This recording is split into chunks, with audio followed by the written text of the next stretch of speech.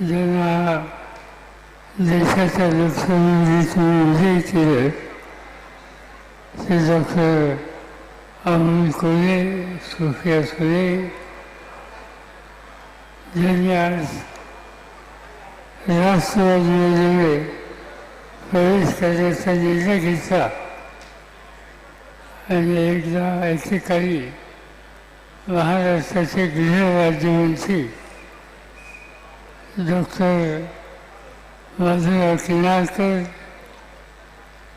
बीडचे खासदार बजरंग सोनवणे, महबूब शेख, रोहित पवार, तुषार खामटे, अजित गव्हाणे, शिवसेना, राष्ट्रवादी काँग्रेस, काँग्रेस पक्ष यांचे उपस्थित असलेले सगळे नेते, बंधू-भगिनींनो, आजचा कार्यक्रम एक आगळा वेगळा असा कार्यक्रम आहे. धुळे जिल्ह्याचे एक सहकारी आणि नांदेडचे सहकारी यांनी राष्ट्रवादी काँग्रेस पक्षामध्ये काम करण्याची जबाबदारी आपल्या खांद्यावर घेतली आणि या सगळ्यांचं स्वागत पक्षाचे अध्यक्ष जयंत साहेब यांनी या ठिकाणी केलं. श्रीयुत अजित गव्हाणे आणि त्यांचे सगळे सहकारी, नगरसेवक, पिंपरी चिंचवडचे कार्यकर्ते, या सगळ्यांचं मी अंतःकरणापासून स्वागत या ठिकाणी करतो आणि त्यांच्या सगळ्यांच्या ताकदीच्या जोरावर पिंपरी चिंचवडला पुन्हा एकदा ह्या काँग्रेसची शक्ती वाढेल कशी याची खबरदारी आपण घेतो. मी सहज आठवत होतो या सगळा परिसर आणि त्याचा इतिहास. एकेकाळी पिंपरी चिंचवड म्हणजे छोटी छोटी गावं होती. त्या गावात शेतीचा व्यवसाय होता. पण नंतरच्या काळामध्ये महाराष्ट्र राज्याची निर्मिती झाल्याच्या नंतर महाराष्ट्राचे पहिले मुख्यमंत्री यशवंतराव चव्हाण त्यांनी एक वेगळा विचार केला. त्या काळामध्ये मुंबई ही औद्योगिक नगरी होती. कापडाच्या गिरण्या मुंबईत होत्या, छोटे मोठे उद्योग मुंबईत होते. पण ही उद्योगाची मालिका मुंबईच्या बाहेर न्यावी हा विचार यशवंतराव चव्हाणांच्या मनात होता. आणि त्याच काळामध्ये जमशेदपूरला टाटाचा कारखाना असताना एक ऑटोमोबाईलचा कारखाना काढण्याचा विचार टाटाने जमशेदपूरला केला.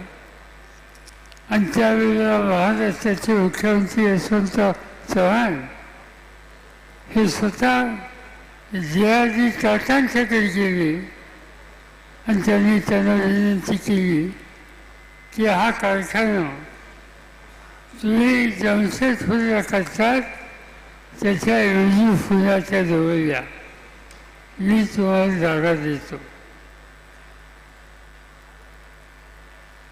टाटांनी मान्य केलं. त्यांचे अधिकारी आले, जागा पाहिली, राज्य सरकारने जागा दिली. एक तेलकटचा कारखाना उभा राहिला. दुसरी विनंती यशवंतरावनी केली होती कमलनाथ बजाज यांना. कमलनाथ बजाज वर्ध्याचे आणि ऑटोमोबाईलच्या क्षेत्रामध्ये जावं ही त्यांची इच्छा होती.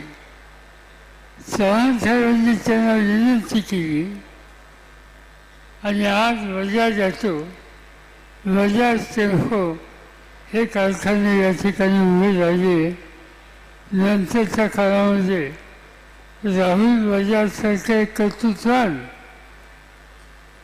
त्यांच्या कुटुंबाचा घटक यांच्या खांद्यावर ही जबाबदारी आली आणि त्यांनी या भागात औद्योगिक क्रांती करण्याच्यामध्ये अतिशय महत्त्वाची कामगिरी केली.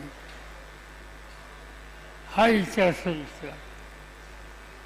पिंपरी हे नाव देशामध्ये गेलं ते फेर्निचरच्या फॅक्टरी. तुमच्यापैकी अनेकांना माहीत नसेल, महात्मा गांधी स्वातंत्र्याच्या संघर्षात होते आणि त्यांच्या पत्नी कस्तुरबा गांधी आजारी पडल्या आणि त्या आजारी पडल्याच्या नंतर त्यांना पुण्यात आणलं गेलं. गांधीजी त्यांच्यावर राहिले आणि त्यावेळेला सुचवलं गेलं की कस्तुरबाची तब्येत जर सुधारायची असेल तर आधी काळजी घेतली पाहिजे. आणि ती काळजी घेण्याचा सल्ला गांधींनी दिला. आणि हा सल्ला देत असताना एक नवीन औषध या ठिकाणी तयार होण्याची आवश्यकता आहे ही भूमिका गांधींनी मांडली. आणि ते नवीन औषध म्हणजे फेर्निचरीन. फेर्निचरीनचा निर्मितीचा विभाग या ठिकाणी सुरू करा हा सल्ला गांधींनी दिला. आणि त्या काळामध्ये हा कारखाना फेर्निचरीनची फॅक्टरी हिंदुस्तान एंटरप्राइजेस ही या ठिकाणी निघाली. आणि कसबेकर नावाचे एक ग्रस्त वरिष्ठ अधिकारी होते, त्यांनी या कारखान्याची उभारणी केली. आणि या सगळ्या गोष्टीचा परिणाम पिंपरी चिंचवड ही औद्योगिक नगरी झाली. आज ही महत्त्वाची औद्योगिक नगरी आहे.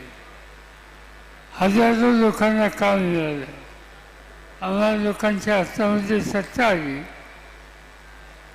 आणि आम्ही हा निकाल घेतला की कारखानदारी वाढली, ऑटोमोबाईल वाढलं, अधिक हातांना काम मिळालं. पण नवीन पिढी जी शिक्षित आहे ती आयटीच्या क्षेत्रामध्ये जाते आणि त्यासाठी नवीन कारखानदारी या ठिकाणी काढली पाहिजे. आणि त्यासाठी हिंजवणीला ही कारखानदारी काढायचा निकाल आम्ही लोकांनी घेतला. आणि आज त्या ठिकाणी हजारो लोक काम करतात. एवढंच नाही तर ही कारखानदारी चाकणला नेली, ही कारखानदारी नगरच्या रस्त्यावर नेली, ही कारखानदारी सिल्वरला नेली. आणि त्यामुळे हजारो लोकांना काम मिळालेलं. हे सगळं होऊ शकलं एक विचार घेऊन पुढे चालले आणि तुम्ही लोकांनी त्याला साथ दिली, त्यामुळे हे करू शकलं. मला आनंद आहे की तिथं बदलत आहे. पण त्यासाठी अनेकांनी आम्हाला साथ दिली. अनेक लोक आज हयात झाले पण त्यांची नावं मला आठवतात. अण्णासाहेब मगर त्यांचं योगदान होतं. डॉक्टर घारे नावाचे पहिले नगराध्यक्ष त्यांचं योगदान होतं. विठोबा रांदे होते, नानासाहेब सुतळे होते, हिरामन बाजे होते. अनेकांची नावं घेतायची. या सगळ्या लोकांनी मामासाहेब शिंपे असो, बाबाकर साठे असो, भिकूशेठ वाघोरे असो, साधवा काटे असो, दिगंबरचे चालवर असो, शंकरराव मोठा असो, असे अनेक कर्तृत्वान लोक या भागामध्ये होते.